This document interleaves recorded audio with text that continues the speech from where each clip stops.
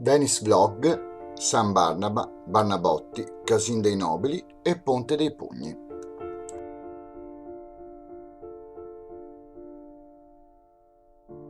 Dietro campo Santa Margherita si trova il campo di San Barnaba, campo che ha alcune curiosità, tra cui dare il nome alla figura dei Barnabotti. Col nome di Barnabotti a Venezia si indicava verso la fine della Repubblica il gruppo della nobiltà impoverita. Si trattava di quei patrizi che, pur avendo perduto molto delle loro disponibilità economiche, continuavano di diritto a mantenere il seggio in seno al Maggior Consiglio, l'assemblea che reggeva le sorti della città. Tale condizione di nobiltà decaduta, ma ancora politicamente influente, rendeva i Barnabotti un gruppo in frequente contrasto con il restante corpo della nobiltà, ma al contempo, per la loro scarsità di mezzi economici, sensibili a fenomeni di compravendita dei voti.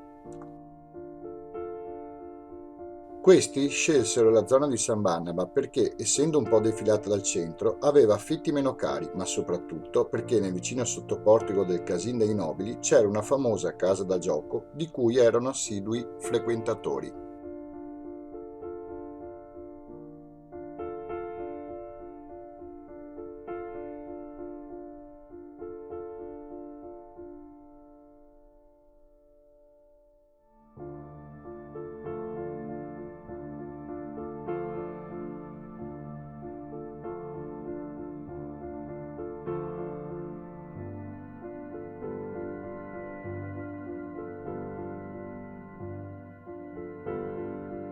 Ancora oggi, per i più curiosi, se passate per il sottoportico, sul soffitto della porta si può notare lo spioncino da cui si poteva controllare chi entrava e chi usciva.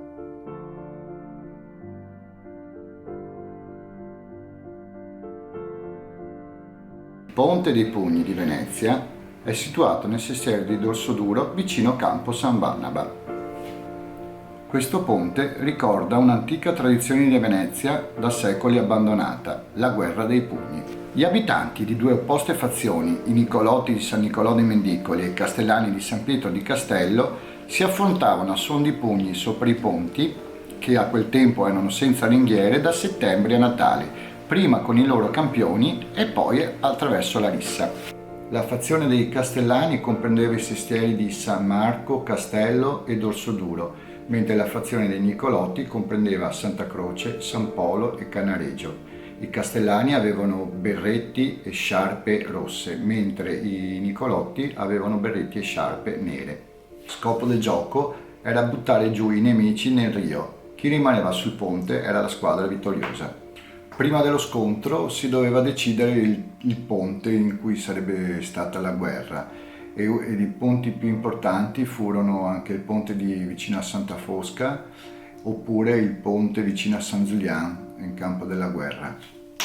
Il ponte veniva rinforzato e il rio sottostante veniva ripulito per diminuire i danni alle persone. Il giorno dello scontro i contendenti, anche 300 per parte, si schieravano sul ponte sotto grandi musiche e spettatori sia dalle finestre che dalle barche in rio. Gli armamenti venivano regolamentati, potevi portare armatura, scudi, bastoni o più semplicemente combattere a mani nude. Lo scontro vero e proprio era preceduto da una sfida individuale, detta anche mostra, che vedeva coinvolti i campioni delle due squadre, ciascuno dei quali poneva i propri piedi sopra due impronte presenti sulla superficie della pavimentazione. Ben presto subentravano nello scontro anche gli altri contendenti. Il fronte che fosse riuscito a sconfiggere quello avversario avrebbe potuto porre le proprie insegne sul ponte. Logicamente esso non era perpetuo e ciò permetteva che a rivendicare la proprietà dell'altro schieramento avvenisse un nuovo scontro. Spesso anche il pubblico si lasciava coinvolgere negli scontri, dato che gli scontri sovente potevano durare anche varie ore. Al calar delle tenebre interveniva la gendarmeria per farli cessare.